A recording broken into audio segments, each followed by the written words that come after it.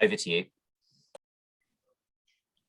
Hello, and welcome to the second in our webinar series. I'm Ros Wade, I'm chair of RC London, and the webinar series is to celebrate the 10th anniversary of RC London, and it's entitled Sustainability and Beyond.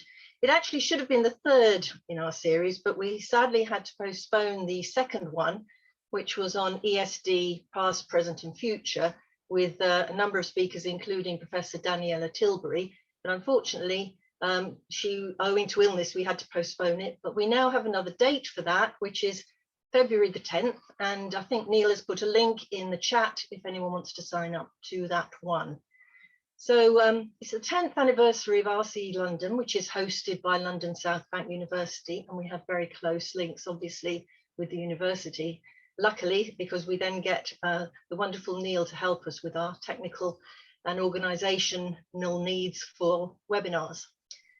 Just to tell you a little bit about RCEs, they're centres, regional centres, and they're part of the global network of centres endorsed by the United Nations University, the Institute of Sustainability Science. For those of us who are interested in promoting a sustainable future for people and planet, this network offers great inspiration, sharing of ideas and solidarity for joint action. And we would really encourage you all to look up your local or nearest RCE and think about joining or signing up to be involved with it.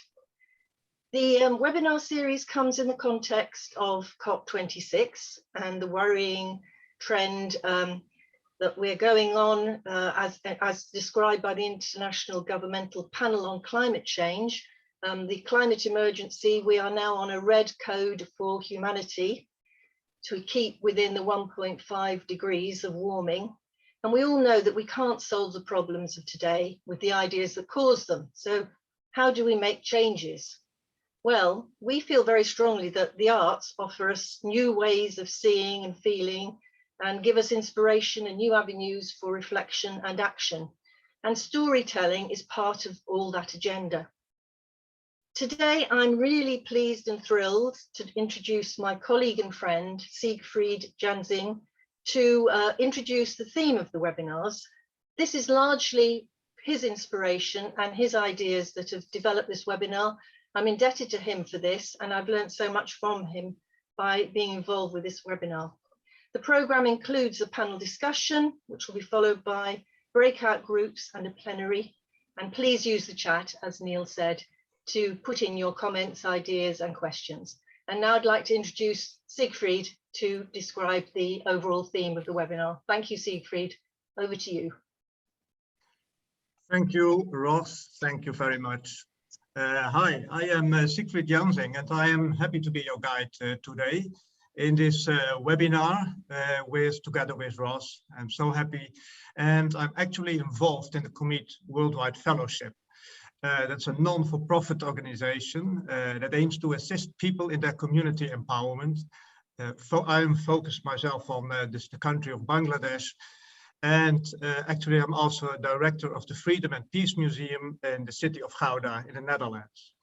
In 2020, I participated in a team of experts and activists from across the globe who collaborated in the design of a toolkit for communities with the aim to promote the well-being of migrants and displaced persons, creating welcoming spaces in their local environment. And that group that was headed by Ros Wade, and she made the collaboration a wonderful experience with a great outcome. That outcome you can download on the website of COMMEET, which we'll give you afterwards from the toolkit of community groups.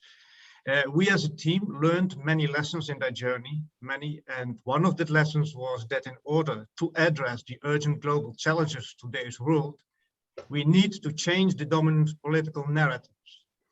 And storytelling is a valuable tool for this. So we collected in that toolkit experience stories from 5 continents in the toolkit, from Wagga Wagga, New South Wales in Australia, from Maringá, Paraná in Brazil, to Utica, upstate New York in the Americas, in Ima, Beira Alta in Portugal, in Europe, from Jodhpur, Rajasthan, India, Geneva Camp in Mohammadpur, Dhaka, Bangladesh in Asia, and from Kalubaye, West Sub-Country Kenya in Africa. And we wrote a chapter in the toolkit about how to develop our own community stories. This is the background of today's webinar on storytelling. But we also decided this should be something different, really something different than discussing this toolkit chapter and looking to a range of storytelling and documentation techniques or examples of storytelling. No, we thought this should be something else. So instead, go along with what Ghandi said and ask ourselves, how do we inspire each other to make the changes we want to see? How do we change our human stories? So the idea for the webinar changed into an experiment. And how can we today, with the scene setters of today, the participants of today, and the facilitators together in this 1.5 hour that we have designed ourselves a new way of storytelling. Not so much listening and reacting, but contributing together to a common story to achieve what in South Africa is called Ubuntu, which essentially means I am through other people. And I remember in a speech in the Nelson Mandela Memorial Service in 2013, the then President US Barack Obama defined Ubuntu as a recognition that we are all bound together in ways that are invisible to the eye, that there is oneness in humanity. And this oneness is presented today to you by 3 wonderful activists of community empowerment from 3 different parts of the world, from Bangladesh, Iran, and Portugal. As 3 inspiring personalities which I found in my journey and who have joined today hands and have crossed borders themselves, which are invisible for them. Borders doesn't exist by them, they cross them easily. Barbara Moreira from Portugal, Astra Mortezai from Kurdish Iran, and Philip Gain from Bangladesh. And they will represent you 3 stories, 3 themes, their life. And let me introduce them to you first and then explain our idea. And Barbara Moreira is a community activist from the city of Porto who started an initiative in the small city of Ima in Beira Alta, Portugal, to create welcoming space for refugees and connecting this space with care for the elderly and sustainable agriculture. So Astra is a performance artist who empowers communities by inviting them to produce powerful displacement stories and promoting a different way to look at refugees. We are not victims, we are avant-garde, an example to the world. Philip is a lifelong journalist, an activist who decided there is another way to look at journalism. Not by Philip, but through Philip, marginalized people can speak to us by him. Their voices are heard by him. So thank you so much, Barbara, Astra, and Philip, for being here and giving you your time to share your journey and setting the scene with us for our common story today. So before I give you the word, Barbara, because you are the first one to tell the story, and then Astra, and then Philip, this is the story for 10 minutes. You have 10 minutes time to tell us your journey. After those stories, I will ask you some questions, and then the breakout rooms will come. And Ross will introduce those to you with some questions, because you have to work, you have to join, you have to give something from yourself to us. And then after the breakout rooms, we will collect the stories and your outcomes. And I hope this webinar becomes a story itself. So let me give you the word to Barbara. The scene is yours, Barbara. Go ahead. Hi, hello everyone. First of all, thank you so much for the words, and thank you so much for the invitation. It's an honor and it's a pleasure to be here talking about my journey, and especially about the project that I will later tell you about. I'm sorry about my voice. I'm with a little flu, so I apologize in advance. I'll be using a little visual aid to tell you about my story, about the journey. Let me see if I can share this with you.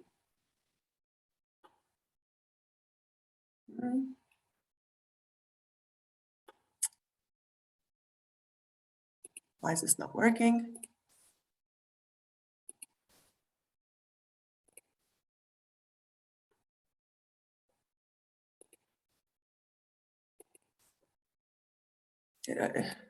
Just tested this a minute ago. It's just the nature of virtual events, Barbara. It sometimes happens. Why? Just try it again, Barbara. It might. Take your time. Yeah. I'm losing. I have 10 minutes and I'm losing precious time here. No, you are not losing. No stress. Aha. There we go. Can you see it? Okay. So first of all, this is me. I'm Barbara. I'm 32 and I'm from Porto, born and raised, Porto, Portugal. I currently live in Ima, as Sigfried pointed out as well. And Ima is the small village, had 22 people and now it has 42.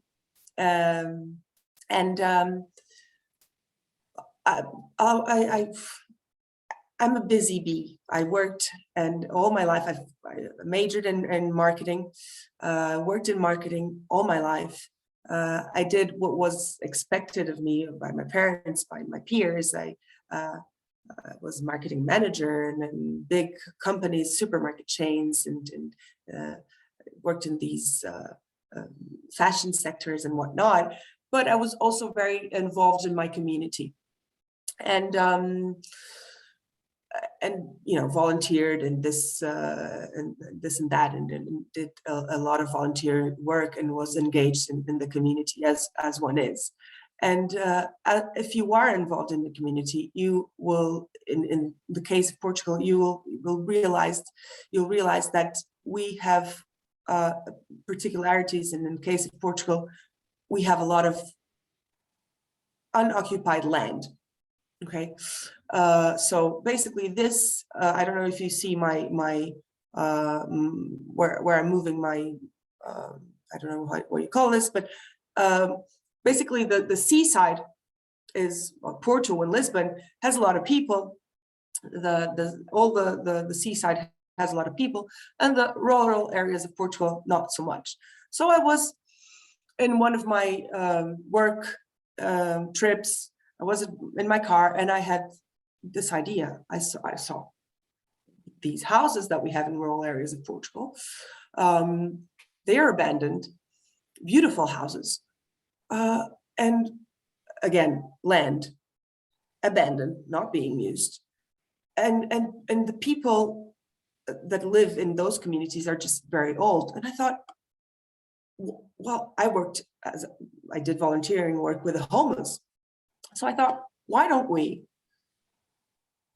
take this land, take these houses, rebuild them, rehabilitate them, and just do a partnership with a supermarket chain. At the time, I used to work at the supermarket chain, and they will put the homeless people here. They will work these lands. They'll have a house to live, and you know, problem solved. They will have work. They'll have housing. I'll just solve the problem of homeless people. It's done. And so I went to Paula França, which is the coordinator of the group of a series of NGOs that coordinates homeless people here in Porto. And I went, you know, I solved homeless people problematic. This is what you're going to do. This was a lady, she worked with homeless people for a long time. I'm gonna risk and say like something like 20 or 30 years now. And I said, look, I solved the problem. This is what you're gonna do. We're gonna rebuild the houses in rural areas. We're gonna partner with supermarket chains, and they're gonna work the land, and they will move into these houses that we rebuild. They will they have jobs, they have housing, boom, we solve this problematic. And she's like, you're sweet, but that will not work. And the reason why that will not work is because homeless people have their specific public or they have specific problematics and structural problems that if you're going to take them from Coimbra, Porto, and Lisbon, where they're mainly situated here in Portugal, and move them to rural areas, you're going to add to their structural problem. So that's not going to work. And I was like, no, yes, this is the solution. This is amazing. It's like, yeah, it's not going to work. Like, and I'm persistent. I'm a bit of a pain and intense. And she was like, okay, you know what? I'm going to invite you to join as a volunteer this this NGO that works in reintegrating the homeless population, and you will see by yourself, because I can see that I'm not going to shut you up any other way. And so I did, and the lady was right. She knew what she was talking about, and so I gave it to her, and the idea went to the drawer. It's like, okay, I thought it was a good idea. It was not. Let it be. And then a couple of years later, I went on with my life, corporate world, still in marketing. And the refugee crisis, at this time was the Syrian refugee crisis, was closer and closer to home. This was 2015, so it was this image of Alan Kurdi that shocked the world. The number of forcibly displaced people was just huge. It still is, but it was a notorious, horrible time. And it made me think, is that idea that I had back in the day when I was 21, does it make sense now? Could it be adapted to this population that needs houses and needs a sustainable and durable life alternative? And so I started putting it up and drawing it in a paper. Okay, so people are coming in. We need to find a village to try this solution. There are NGOs that receive them in the first instance. That would not be us. But then what happens when they finish the programs that are 18 months here in Portugal? Well, we need a sustainable solution, and land is a sustainable solution. So find a piece of land. That's what we wanted to do. So I started talking to people. Do you have land that you don't use? A lot of people in Portugal has land that they don't use, as well as government. They have land that they don't use. And so people were saying, I have land here, I have land there. So it was a matter of finding land that kind of gathered all the conditions. So basically it needed to be close to the city. It needed to be close because of hospitals, because of schools, because of whatnot. It needed to be unpopulated, but the villages are unpopulated, or with a lower population, because you don't want people to be alone. So we could build a community. And that's what we did. We found a village with land. We rebuilt the houses to integrate the people. So in 2018, the NGO was founded and was created. Partnerships were created with GRS, that again does this for a long time. We created, the NGO is called AIR, so Associação de Inclusão de Imigrantes e Refugiados. The project is called Projeto LAR, so Project LAR, that stands for love and respect, but it also stands for home, which is what we aimed to create, and it's what we created in fact. And we did so many partnerships, because that's like Sigfried was saying, this bridge, I am because you are, Ubuntu, this is so important. So we created a lot of bridges and partnerships. And then here it is, here we are in the land. The village welcomed us so well. I went there with, okay, this idea, just an idea, just a pen drive, just a presentation. Look, what about we come here, we build the houses, and these people said, okay. The first person said, I always say you just need the first person to believe in you, then it's a go. So this Senor Habasa said, I don't need to hear anymore. I love the project. There are people needing houses, so you can keep my house and do whatever you want with it. If it's for a good cause, you can keep it. And you know, Senor Habasa, then this other man, then this other man, the Hortensia, and Agostinho. And so we had 4 houses to receive 4 families, with a lot of voluntary work, with a lot of involvement.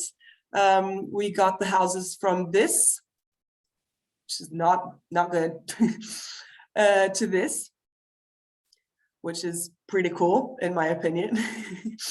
Then we involved the whole community.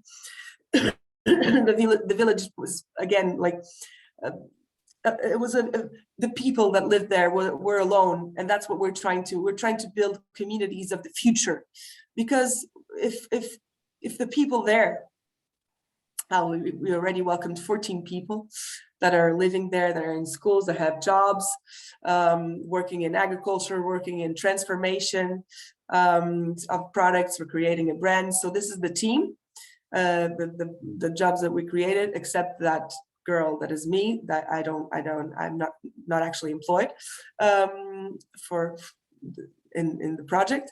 But you see that we are creating a community. It's becoming a bigger community. And these people, the elder community that lived there, if we weren't in the if we didn't create the project, they would have eventually have to leave the IMA, because they would have to lose their driver's license because they're getting old. And this is what we're trying to avoid. We're trying to work in the fixation of these. We're working together with the older community and in the integration of the newcomers. And I think I've overstayed my welcome, so I'm going to go through the images. And yeah, this is the challenge that we're facing now. It's sustainability long term. We also created this business, which is Bora, that means the best in Swahili, and let's go in Portuguese, which is the transformation of the products that we're cultivating. And that's it. That's what we did. And again, thank you so much. Well, thank you, Barbara. Wonderful to listen to you. I have a question to you, but I wait with the question. Well, let's go first to Astra to continue this series of scenes and stories. Can we go on, Astra? The scene is to you. Hello, everybody. First of all, thank you for inviting and having me here. I'm very happy and honored. I am Astera Mortazai. I am a visual artist. I am Iranian originally. I live in Netherlands for 3 years, and I work and continue my artistic work here in Netherlands. I am going to talk about my project Displacement Constellation, but before that I explain shortly why I started this project. And I'm going to ask Neil, please show some pictures of my project during my talking that helps visually, and we are going to see the pictures slowly, one by one. I have both personal and social reasons for doing this project. First of all, it's very personal for me. In the years following the Iranian Islamic Revolution, political dissidents were sent into exile or had been executed or imprisoned.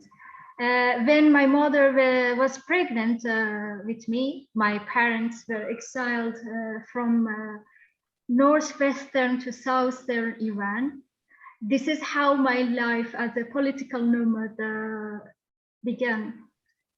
For many years, in addition to hiding our identities as Kurdish people, we constantly had to change our place of residence. I was I was I can say that this way of hiding our places, it was a choice to survive facing a monster that would destroy all people and different Souths who didn't want to collaborate with Islamic fundamentalists. I'm going to show you the first picture. That is, I don't know, is it possible? Yeah, thank you very much.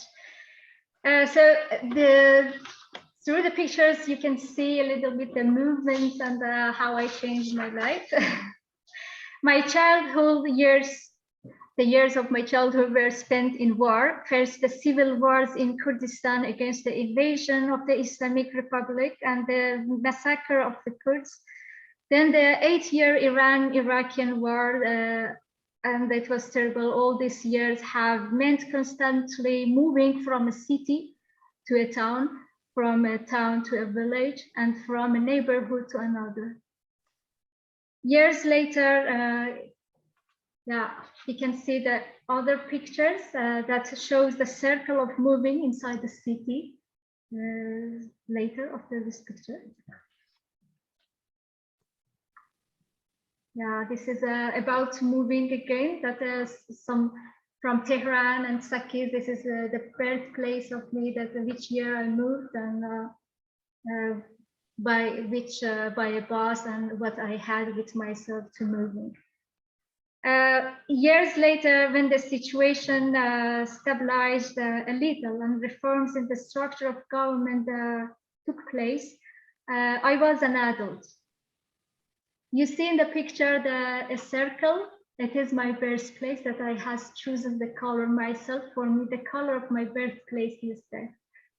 And then after that, you see the changing and the dots that add. It is the address and the apartments that we had changed with my parents in this big. So there is a small map and the dots of the places. Years later, okay, the situation changed, and when I was an adult, I had to resist against humiliation and the repression of my mother tongue and identity. I had to resist against work bans, discriminations like not to be hired and not allowed to teach in college or educational institutions, isolation, and not be allowed to express my opinion as an artist. This altogether led me to only one thought. How could I finish my life? But it was not like that, because I had grown up somewhere between the borders, and I knew how to pass the borders to save the life.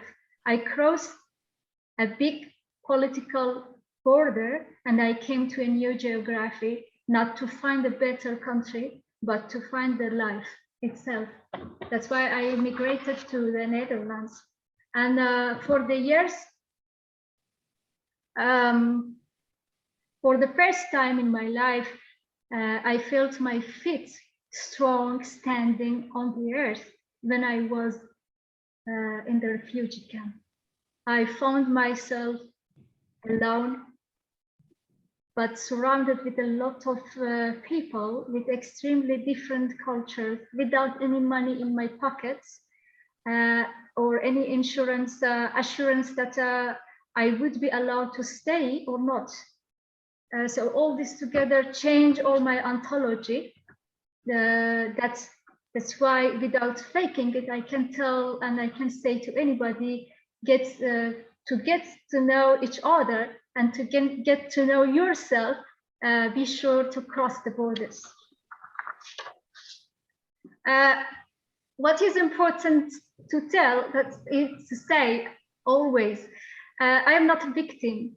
I've never been and never like to be considered as a victim. I am a life seeker. I don't have a land. My land is my art. My art is a language that shows the stories of the people who pass the borders without putting them in the categories of refugee or non-refugee.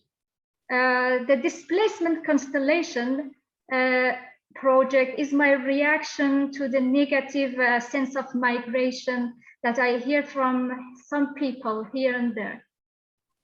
Also for questioning the passport, having a good passport that allows you to choose where you like to live, or having a bad passport that makes you no choice. That's why I'm going to tell more about displacement constellation itself, but first I want to show you the final form of it, which has a form of passport, and the color is for European people, but it changed depending to different countries, the color changed. Displacement constellation is a mimic of an administrative process, which is passport making, a project for a live performance and an edition. I showed you already the edition, so I'm going to talk about the performance. There is an official desk. The audience can apply for a proper personal constellation passport. The prepared form consists of a question about birthplace and displacements during the lifetime of the participant, the one who wants to participate in the performance. Each major step of the life of the applicant is symbolized by a specific color in the final book. The audience can pay the passport fee, and after 1 week through the post, the audience can get his very unique passport. Displacement constellation is not about traveling, but about displacement, passing the borders and the experience of living in a new place. When we connect this mapping together, a personal constellation appears, which stands on the cover of the document. The drawings are proportional to actual distances. This performance is questioning the borders, is questioning the displacement. It is not to blame people who don't move. It is not pitying the exiled.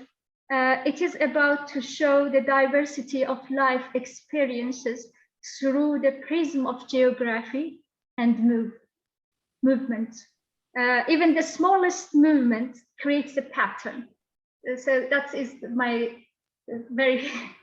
the sentence that I want to say to everybody, that this small pattern is a shape and it's beautiful. The performance itself has 3 steps. The first one is interview. Gathering, the interview is about gathering the information about personal life experience, like a naturalist gathering samples. The interview focuses on details about locations, inhabited, movement between the places they live. We let the persons tell their own life journey. The interviewer listens and notes relevant information. After that, we are going to establishing the legend. For each location, each country inhabited, the person chooses a color in the artist's palette in a similar fashion to mapping code. By choosing the color, the people bring their own subjective taste and personality to the process. The next step after the interview for the performance is mapping the roots. So the artist draws the pattern of the interviewee using Google Maps and links the different steps of the journey in order to create a drawing similar to a constellation. At the end is the booking. The drawings are ordered into a unique book. The cover is on the cover comes the constellation, which is very unique, and it's written. It's done by gold, like an actual passport. and at the request of the person, the resulting passport can be sent to them. So it was all about this process that I want to start it soon in Ghouda, in a project with Sigfried too. But actually, this project can take different forms and is very open to, for me, it's the part of interview and talking to people and make them feel safe is the important part of the process. So I sometimes go to the houses of people, we start talking during and having a cup of tea and completely talking about the life and the journey we had, and then the passport takes form. Yeah. Okay, thank you, Astra. Wonderful. I have so many questions to you, you know. But first of all, let's go to Philip. Are you ready, Philip, to give your story? Yeah. I'm not very formal. Yeah. Welcome from Bangladesh. It's 11 or 12, around 12 midnight. It is about midnight, right? Thank you Okay, to be with us. Yeah, thank you, Sigfried, and I am very thankful to the organizers of this webinar. I know some of you, we have been talking a lot for the last couple of months. I have recently known Barbara and Astra, who have just presented their wonderful stories. And I am going to also share my story.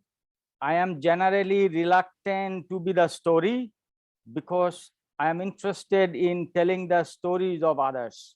I mean, I have always hidden some of my stories. So, I mean, I have not prepared any proper, like say, PowerPoint presentation, but I have written my notes in a Word file, and also I have, like say, put in some photographs to show some appalling situation, so that might be useful. Let me share the screen and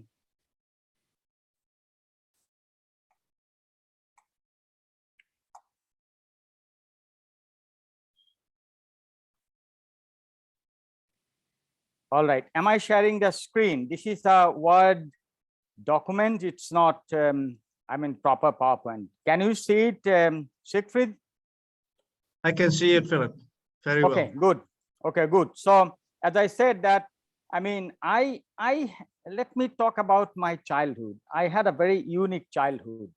I mean, I was born in a very remote village without any electricity. And I came to contact with electricity when I was 18 years of age.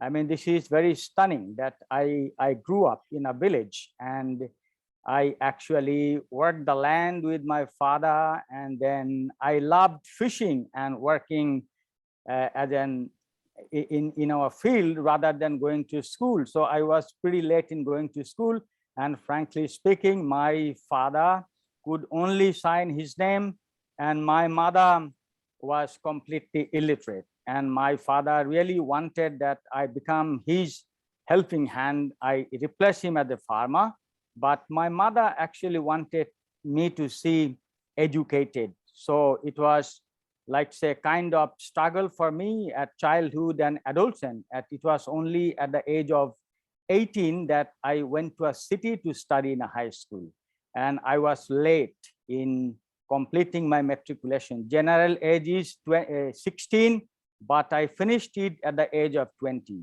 So you see, I am not young anymore. I have become quite old. I am 63, but still I take pride in telling people that I have been working in the same field for the last 35 years. So I mean, I have witnessed, I mean, changes that have happened in Bangladesh. You know, Bangladesh is portrayed now to be an economic miracle, and I mean, the imagination of ordinary people has made it possible. So I mean, I went to a city when I was 18 years of age, and then I did very good at high school, and then I came to Dhaka, and then I went to Notre Dame College and then to Dhaka University to complete my graduation in journalism. It was back in 1987, but I started working as a part-time when I was studying in university. It was in 85 that I started a part-time job, but it was at the time that I came in contact with indigenous communities in North Center, and I fell in love with the community. And then after I finished my study, and then I joined full-time, and then I started revisiting Madhupur Sal Forest in the North Center of Bangladesh. And the first report, series of report I did was on, like say, destruction of natural forest.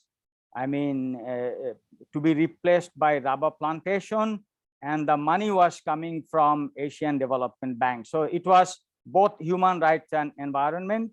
The indigenous communities in that particular forest, a unique forest, fell victim of, like say, rubber plantation.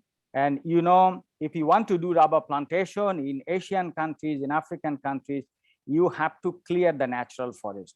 So I mean, we did that, and I started reporting on the plights of the indigenous people, Garo and Koch in particular, and then at some point convinced the Asian Development Bank that it was not right to actually fund a rubber plantation project.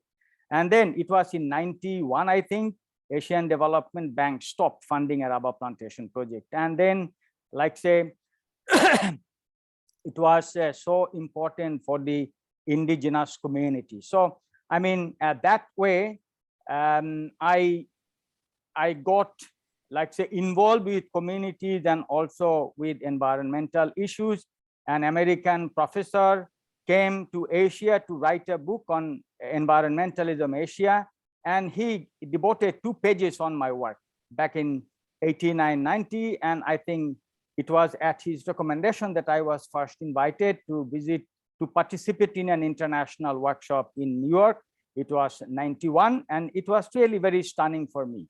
And from then on, like say, I engaged reporting both individual cases, then like say community cases and larger issues and policy concerns. When I started reporting, I did not know that all my stories had real impacts in the mind of people like say president of Asian Development Bank and professionals in the forestry sector. Like say, just to show you quickly, when I say that individual cases, like say, I have reported a lot on communities. Like say, I visit some 8 communities. I have been visiting actually for the last 35 years and reporting extensively. We have published extensively, and one of the community is a Bede community or Gypsy community. And I mean, child marriage is a serious issue, and child marriage is very rampant in Bangladesh. I think more than 50% of girls are married before they become 18. So this is an example of individual cases. But then, like say, I have been reporting very extensively on the commercial sex workers. We say commercial sex workers. We have 100,000 sex workers, 10,000 transgender, and then they undergo serious physical abuses. Like say, because I mean, there are always threats of very primitive kind of brothels in Bangladesh from religious extremists. So the largest brothel of Bangladesh with 6,000 girls working in one vicinity. Back in 2000, it was evicted, and the girls had been physically abused. You can see a photo that this girl was so much, I mean, this was abused by the police. And then this photograph appeared in the largest circulated newspaper, and this photo and other photos, a series of photos, contributed to a decision, a verdict from the High Court that prostitution is not illegal in Bangladesh. So I mean, these are individual cases and community cases. Like say, we have extensively reported, surveyed, and published books and monographs on 8 clusters of community. One is say Gypsy, Bede, and you can see in the photograph, it is so appalling during winter that so many people are crammed in a field in makeshift houses. So we have published extensively on the Bede. And then, I mean, we have a very unique community, pig rearing community, who rear pigs. Like say 1,200 men would like say keep or rear some 500, 600, 700 pigs. And I actually went after the pigs for a couple of days, and now I'm intending to do a documentary film on them this winter. But the main, one of the key attention of mine for the last 35 years, it actually started in 85, is forest and land degradation. This is environment. I spent 5 years for assembling all kinds of reports from the activists, from journalists, from scientists to publish a book. First edition, second edition is the last book, and it has become a kind of Bible for the universities in Dhaka. And sometimes I think I see that the European universities and US universities also collect that book. But I'm going to like say, because I think I don't have much time, one area that I has been engaged for the last, I mean, all these years, and this has been, I mean, this is not only, this is forest, and forest is just not trees and forest, but this is all about, this is also about forest villagers and communities. And then, I mean, the shot that you see, the first shot is about a forest, sal forest. It was very dense. When I started visiting this area in 1980, I photographed this later, but it was a dense forest. And you see, I mean, from 1989, I mean, a dramatic change happened. I mean, we stopped rubber plantation in Madhupur sal forest in the north center of Bangladesh, but we could not stop social forestry. Social forestry is that the money came from Asian Development Bank, World Bank for plantation projects. And then what the forest department, our corrupt forest department politicians and the concerned ministry did, they actually cleared the natural forest like this, and they replaced those natural forests with hundreds of species by acacia that you can see here. And then, I mean, when acacia is planted like this, it is harvested every 10 years. And then, I mean, through this process for the last 30 years, most of the sal forests are gone. Most of the forests in Cox's Bazar districts are gone, in the northwest, and also in the Chittagong hill tract. So this is a change, a dramatic change that I have reported extensively. I have a book, Stolen Forest. I think I have authored and edited some 20 books on forestry issues. And then some of them has become really studies in university, textbooks, kind of textbook in university and institutions. You see, if you go to Madhupur, I think Sigfried is willing to go to Madhupur. Sigfried, this is sal forest. You see, I mean, this is pineapple, and then this is banana, and this is banana market. This is rubber. And there have been resistant attempts by the local communities, and they have been shot, they have been killed, they have been, some of them are on the wheelchair, they have become paralyzed for their life. So these are officially, if you check documents, all the photographs you see, these are actually forest. And all this has happened very dramatically because of, I mean, what I say, mistaken plantation projects and wrong strategies of international financial institutions like say Asian Development Bank World Bank. I was watching what has been happening, at COP, and I read, like say, New York Times report, Washington Post, National Geographic, our local newspapers. Our Prime Minister was there, and she was one of the top 5 deal makers. And now, I have started another series of investigation for the last few weeks, and I am visiting areas. And my question is that how the government is going to, like say, rehabilitate this area with a local species by 2030. So this is a big challenge. And I had, like say, if I want to say something about, why I am involved and how can I possibly stay involved in this kind of sensitive issues, critiquing World Bank, Asian Development Bank, and even some bilateral donors who have funded monoculture plantation. And what I am going to write, what I am seeing and what I am going to definitely write on is that plantation is deforestation. Like say, Bangladesh did not express solidarity on 2nd of November with the announcement that deforestation will be brought to an end by 2030. Bangladesh actually declared its solidarity on 4th of November. So this is stunning. And I know why our leaders, our politicians were possibly reluctant. And then, I want to finish quickly because of time.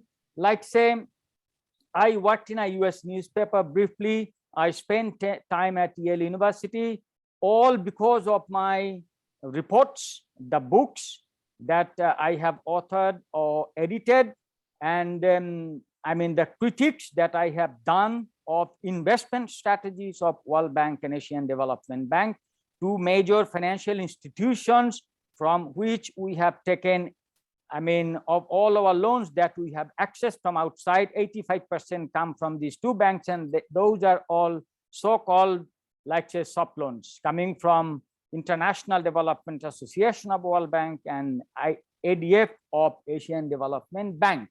So, I worked in newspaper, and actually I had offer from the major newspapers in Bangladesh, but I decided not to, like say, engage as a full-time reporter. I opted to stay freelance. But what I see with amazement, anything I write is published by say Daily Star or other newspapers. Newspaper always asking for columns and write-ups, but I prefer writing reports, not columns or not opinions.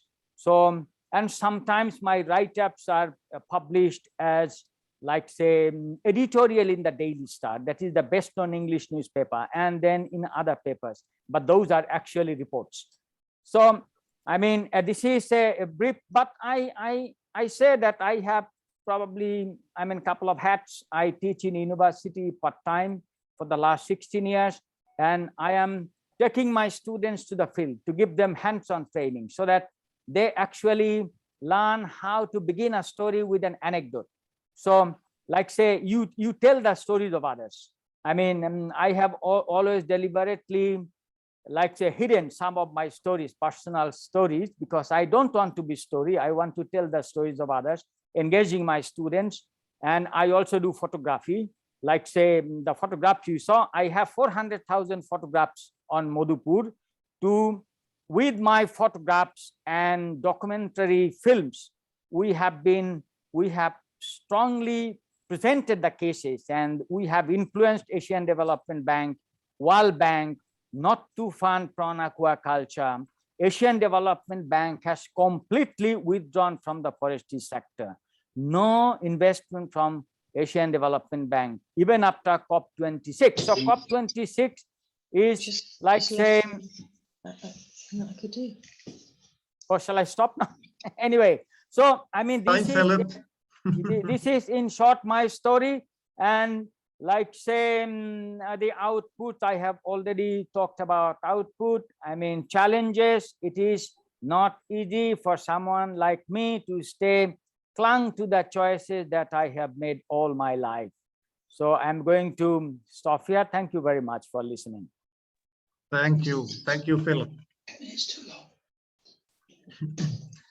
Wonderful stories from 3 activists who have confronted wrong concepts of refugees, who are fighting tough structures and working with marginalized people in their communities. So the stories are speaking for themselves. But before we go into breakout rooms, I have some individual questions to you and a group question.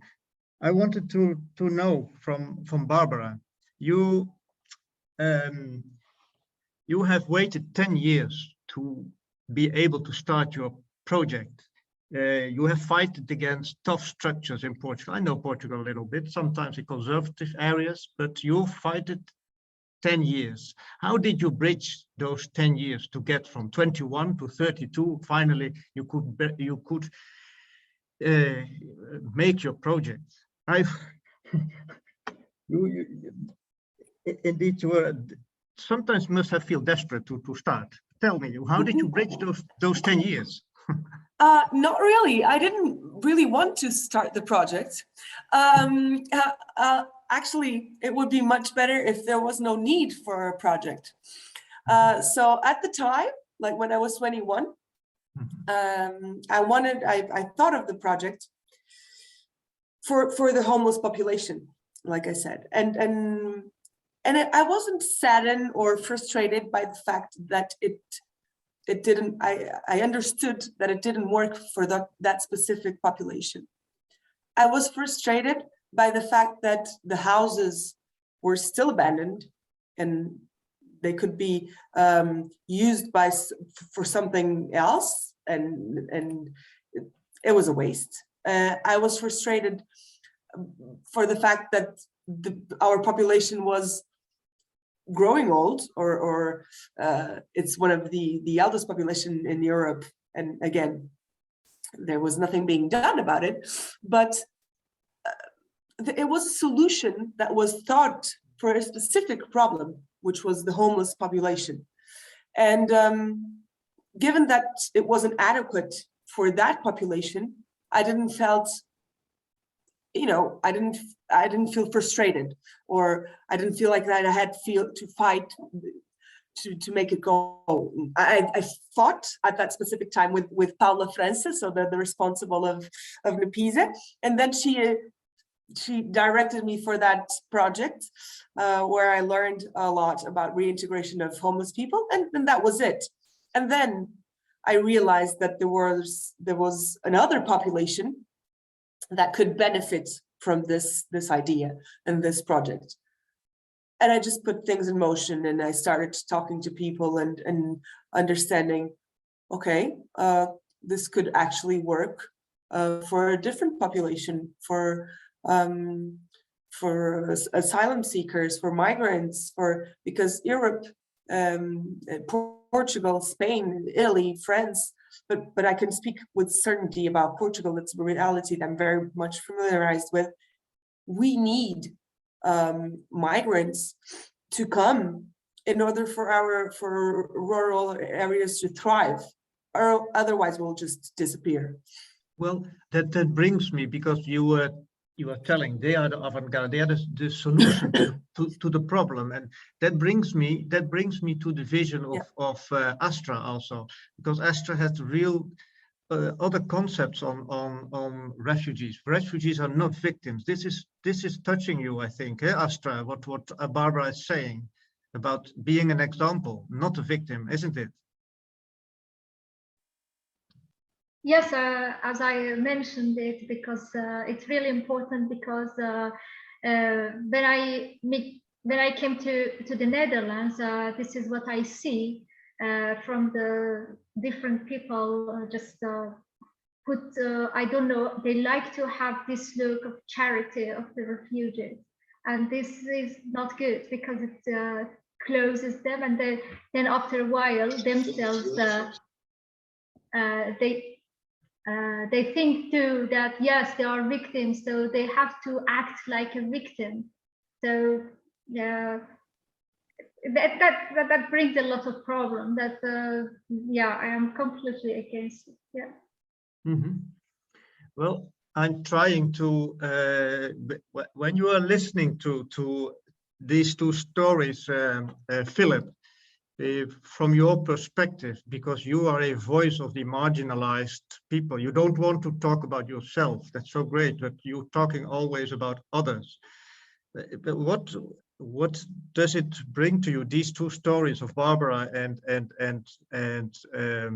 Astra? What can be help to you in your environment? You have to unlock your phone, your microphone.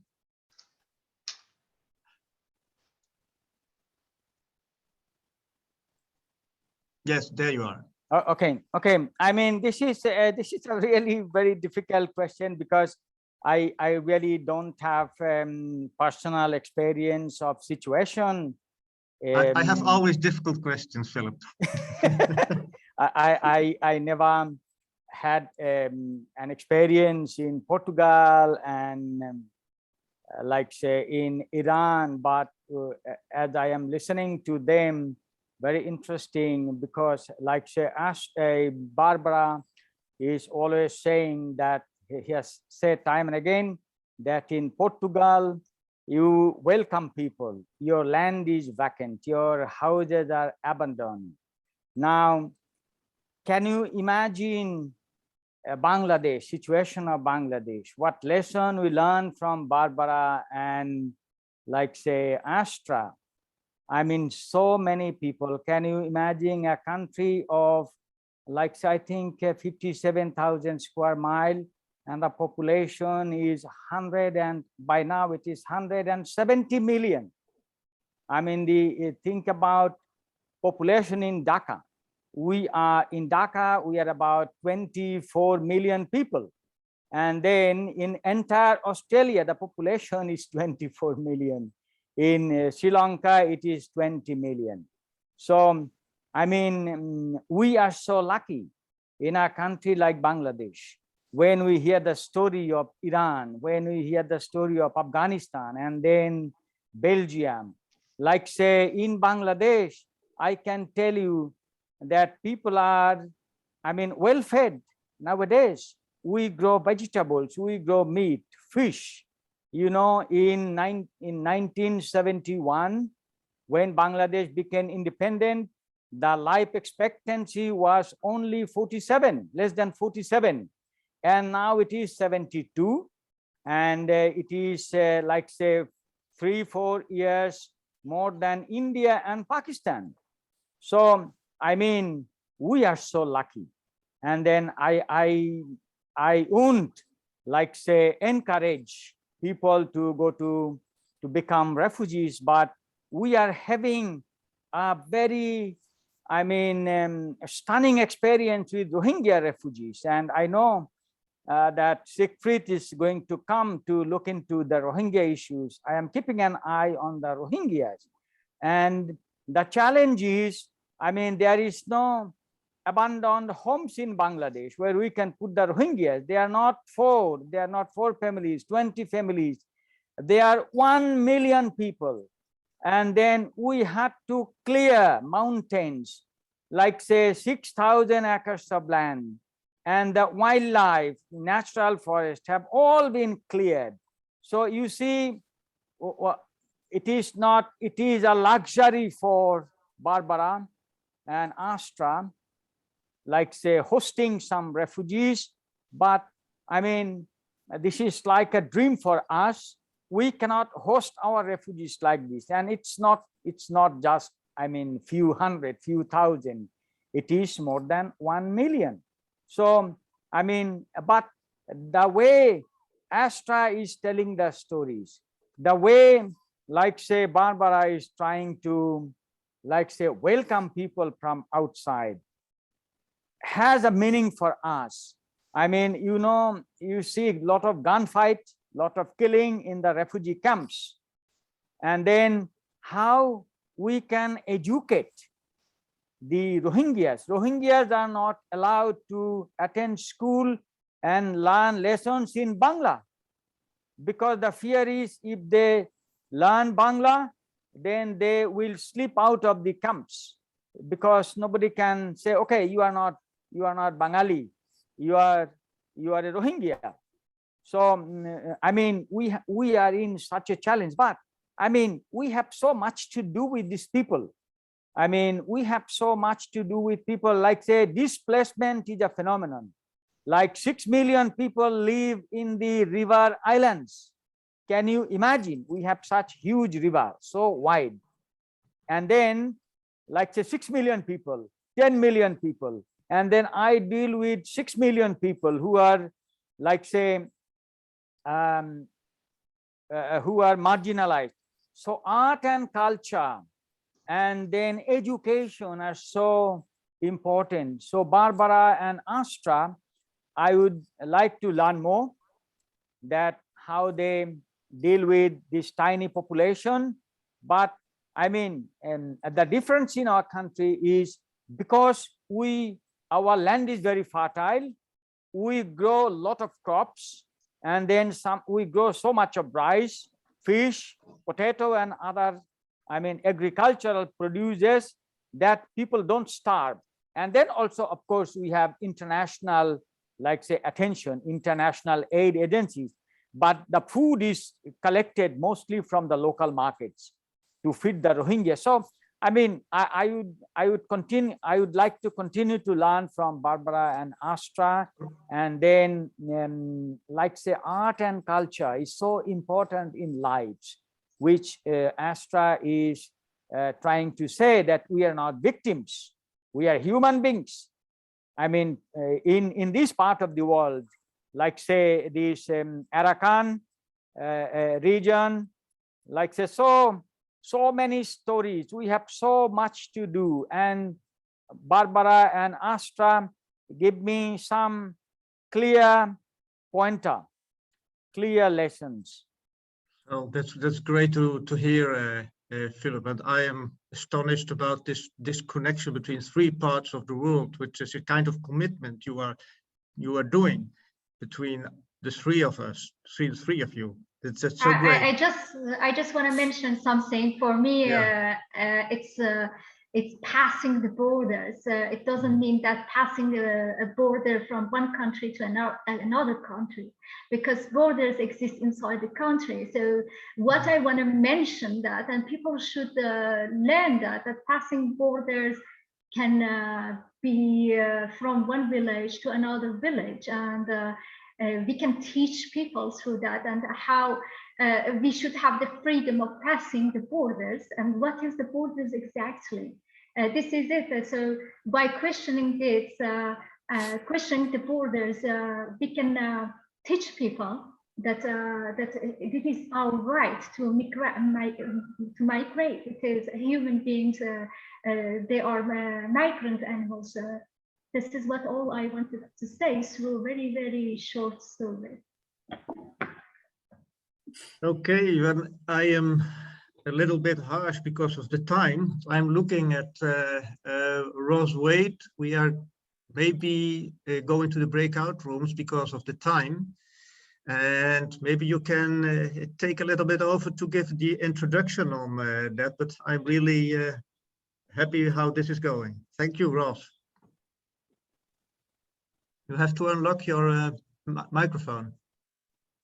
Thank you very much, Sigfried, and thank you so much to all our great storytellers. And it's fascinating, isn't it, how the stories interweave together, and there's so much learning that can be done across those stories, and how it encompasses really a global picture altogether in relation to the way we perceive and reflect on migration. We'll just in a minute put you into some breakout groups, because we want you to get a chance to share your thoughts in a small group, and come back and comment on any particular ideas that you want to share with us. And we'd just like to ask you two questions to think about in the breakout groups. Firstly, what connections can you make between these stories? they've already made some themselves, the three panelists, but you might make some more. And how do they connect with your own story? That's the first question. The second question is, what one thing will you take from these stories? For example, an inspiration, a new idea, a new action, and do you feel you can be part of these stories? So those are the two key questions. Hopefully that will enable you to get started. So if you could just pause a minute, will give us time to put you into groups. And when you get into your groups, if somebody, one person could just nominate themselves to be a note taker for a few key ideas to report back, that would be great. Thank you very much. We'll see you shortly in about a quarter of an hour, 15 minutes. So Ros, I am just going to pause the recording there. Thank you. There you go, over to you. Welcome back from the breakout groups, and it'd be good to hear some comments from each of the three groups. So could I ask one of the groups to feed back a few comments that came out of their discussion? Doesn't matter which one. Can we have a volunteer?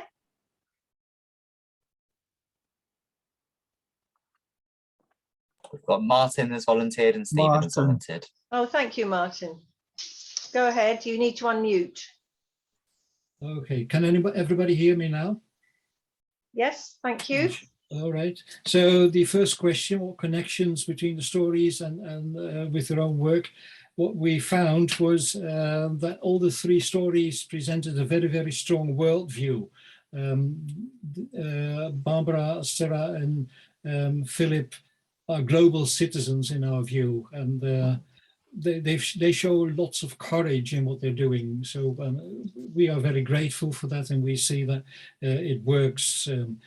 One thing that was remarked was that London, especially as a financial center of the world, is responsible for lots of the things that went wrong in the past in many countries in Africa and Asia, and especially also Bangladesh.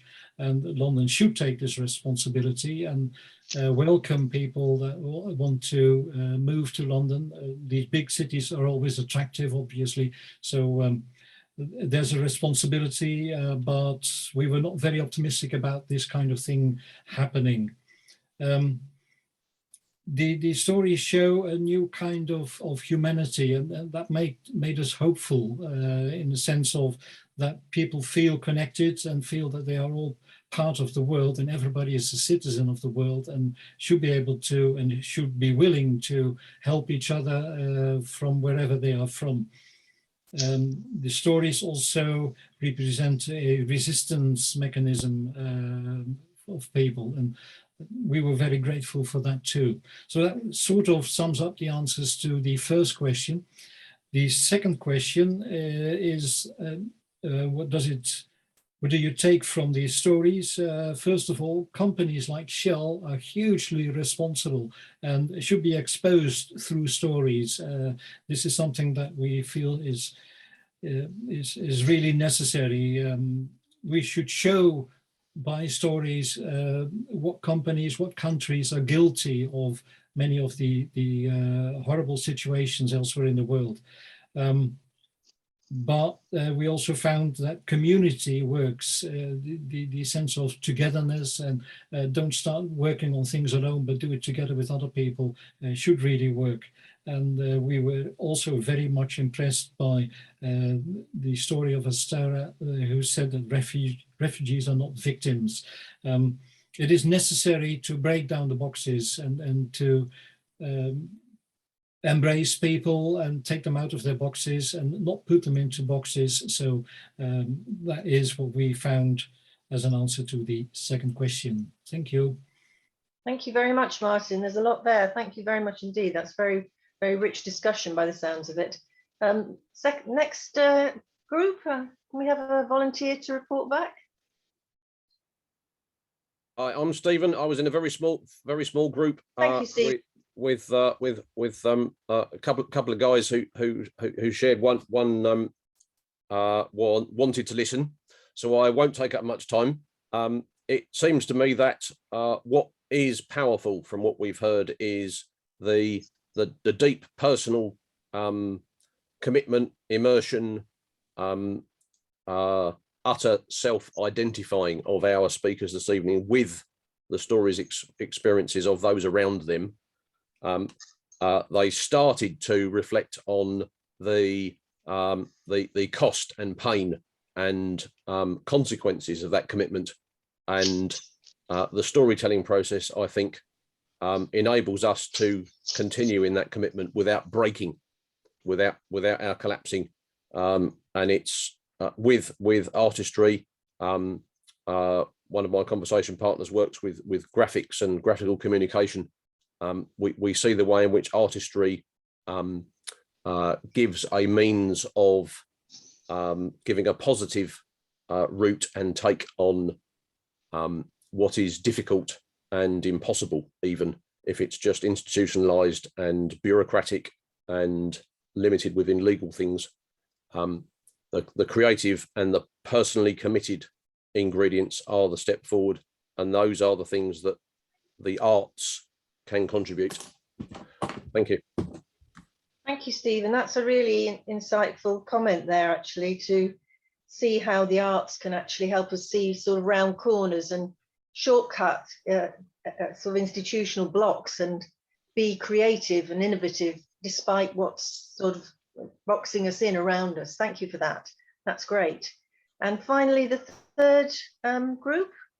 Hugh, you're going to report back. Thank you. Yeah, we just talked about one or two things, really. We kind of tangentially addressed the questions. One thing, Ajibola in a group talked about how, displaced people in Nigeria, how they shouldn't be seen as victims. That makes them too passive.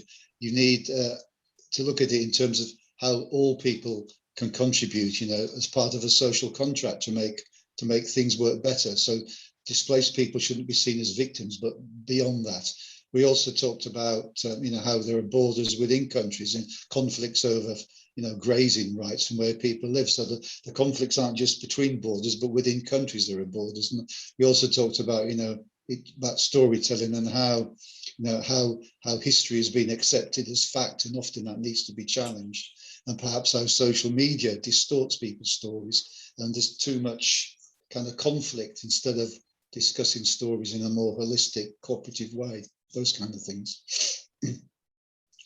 Thank you very much, Hugh. That's some really interesting insights from all the groups. And I pick up one particular one from that one, which is there's some stories that we need to challenge. And I think that's a really good point. Some stories are sort of accepted in the mainstream as handed down to us historically. And when we look into them, they're actually boxes that are trapping us within mindsets. And I think we can all recognize some of those in our own particular context. So thank you so much for all that. That's really an excellent roundup of different conversations, and we'll take these and note them. I've noted down some of the key elements and put them into future discussions and future conversations. And I think that will be a way to carry on the storytelling and to advance Sigfried's idea of the whole webinar being a story. And now we're all part of that story of the webinar, and hopefully we can take this forward into our future activities and lives and take something from this into our own stories. So thank you so much for that, and for your participating in this webinar. Sigfried, do you want to say a last few words to round up this excellent session? I want to thank you all to be part of this journey and this story. I'm so grateful to Barbara and to Asta and Philip and all the participants also to give this feedback to this beautiful story. It is recorded, and it was also the idea to do something with that recording, to write up, to make a kind of write up that was discussed before the webinar. So we will surely try to make an article or something about it, to share this common story. We will discuss about it, how we will do that. But I'm very grateful, and I'm a very happy man that there are so much positive people still in this world, which is not going into the straight direction we want at this moment. But we fight, we have a lot of energy, and these three people, these three activists, gives us what is needed today to go on. So thank you very much, and thank you for participating. And thank you all again, particularly our wonderful speakers, and especially Sigfried for the idea of this webinar, for crafting it so beautifully. And a big thank you as well to Philip for staying up so late in particular, and to Neil for wonderfully hosting this webinar for us, and for the technical management and management of the whole session. So thank you all, particularly the participants, and we hope to see you at a future webinar as well. Thank you so much, all of you. Good night.